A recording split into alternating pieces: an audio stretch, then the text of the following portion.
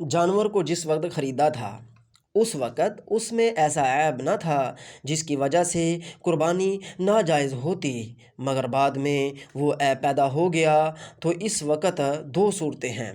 اگر تو وہ مالک نصاب مرد کے پاس ہے یا مالک نصاب شخص کے پاس ہے، کسی بھی جس پر قربانی واجب ہے اس شخص کے پاس جانور تھا، اب وہ اس میں عیب پیدا ہو گیا تو مالک نصاب اس صورت میں نیا جانور خریدے گا اور قربانی کرے گا، یعنی کہ دوسرے جانور کی وہ قربانی کرے گا۔ اور اگر وہ شخص مالک نصاب نہیں ہے تو وہ اسی جانور کی قربانی کر لے،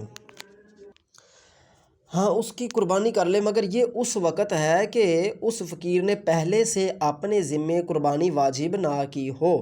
اگر اس نے منت مانی ہے کہ بکری کی قربانی کروں گا اور منت پوری کرنے کے لیے بکری خریدی، اس وقت بکری میں ایسا عیب پیدا نہ تھا، پھر پیدا ہو گیا، تو اس صورت میں فقیر کے لیے بھی یہی حکم ہے کہ وہ دوسرے جانور کی قربانی کرے گا۔ ہدایہ رد المحتار۔